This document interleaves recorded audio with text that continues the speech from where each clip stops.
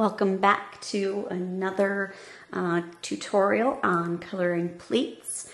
In the last tutorial I did, I showed how to do basic pleats on just a really regular shape, not on an actual stamped image, just to kind of give you the idea of how I do it and the technique that I use to create these pleats. And so now this video is going to translate this idea and put it onto a stamped image. Okay, so let's go ahead and get started with our image.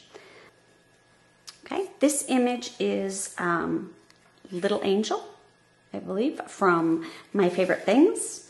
And I'm actually going to start out, I've actually got a partially colored image here of the girl because I want to focus on the pleats. Okay, so remember, we're going to pick a light source, and in this case, I'm going to pick my light source coming from the upper left because, again, I'm left-handed. That's where I like my light source. Now, this dress gives you a couple of little tips or ideas of where your pleats are going to be, up here at the top at least. And so I'm actually taking my darkest marker, and this is B26, and I'm going to lengthen some of these pleats. I'm following, the shape of the dress as much as I can. And then I want it to be pleaty, I want it to be zigzaggy, so I'm going to come up from the bottom with some short ones, just kind of in between, like every other. Okay, so that is my darkest color. And since my light source is coming from this way, I know that the left-hand side of these pleats is going to be white, the right-hand side is going to be dark. So I am going to take my dark marker, and I am expanding. And you'll notice I expand at the bottom, or I should say the top of each pleat, and as I get towards the bottom, it gets more narrow. So I'm making kind of a triangular shape. Okay. Now these two are really close together, so in the end, that might make it a little more difficult, but that's okay.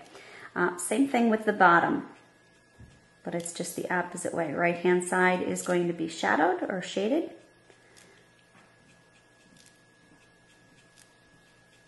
And we can kind of elongate them a little bit. Then I'm going to come in with my medium and expand. Again, right side, and lengthen. Making sure that I leave the area on the left-hand side of each pleat white, because eventually that will be colored in, but for now, that's going to be my highlight area. Okay. Now, I probably have too many pleats in this dress. It's such a tiny area, and I've put quite a few in, so we'll start forming these together here fairly quickly. So that was my medium color. And now I'm going to come in with my light. My medium was B24. Now I'm at B21, which is my light.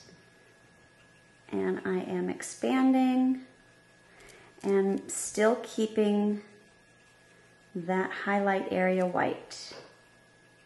Expanding and lengthening each of these individual pleats.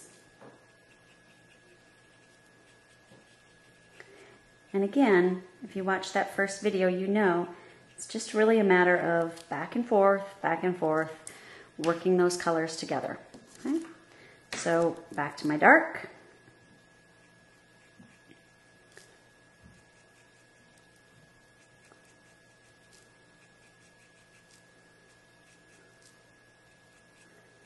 And now up at the top here, these are going to start meeting at the top, and that's okay. That would be normal. And eventually they'll meet with the lighter color at the bottom. Since it's a wider area, we don't have to worry about that dark meeting. Okay, so back to the dark, and then the medium. Each time expanding and lengthening. Expanding and lengthening. So you can see that the tops and the bottoms on some of these are starting to meet and connect. And that's good. That's eventually what happens. All right.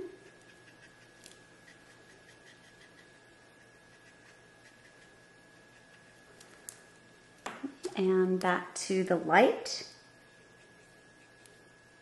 Keeping that highlighted area white still. We're not ready quite yet to smooth it all out together. So I'm keeping that white highlight still nice and white. I'll probably go over one more time with each color. It's starting to get there. So now I'm going to go back in with my dark again. And again, because we're going dark to light, we lose so much of that dark. So it's really imperative to go back in and add some more of that dark color back. Okay, get your contrast back. Otherwise you're losing all of your contrast and it looks like all one color. Okay. Again, just expanding. Okay, this is a little light up there. We'll fill that in. Now back to my medium.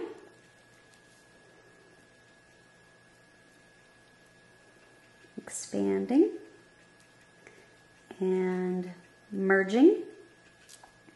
I like to call it merging,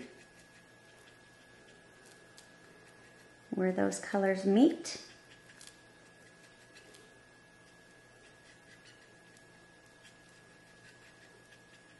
Now I would probably keep doing this over and over again until you probably, I don't know, 4, 5, maybe 6 times, depending, until it gets to the look that I want it to look. Now I'm coming back in with my light, kind of smoothing everything together. Still keeping those white highlights white. Okay. And then when it gets to the point where I think I'm ready to kind of give it a final swoosh, then I come in with that light and I go over those white highlighted areas. Not a lot, I'm not really scrubbing, I'm just giving them so that they're a bright light blue instead of a white. Okay, but because I've left them white, they're much brighter than the rest of the image because it doesn't have lots and lots of layers of ink on it. Okay? And so there you have it. You've got pleats on your little dress. So you can go ahead and finish up coloring up the dress. And give it an overall blue on the top here. And she's got blue collar, but little white lace on the collar, and the bottom of her dress is little white lace. So that was my light, my medium. Just kind of flick some color in here. And my dark.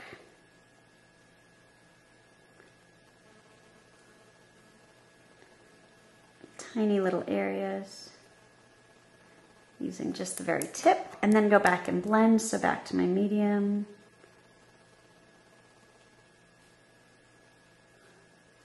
Doesn't take much to blend since it's a tiny little area. And back to my light to smooth it all out. Blend it all together. And give it its final look. Okay. And lastly, what I actually like to do, whoa, almost got a little marker on her.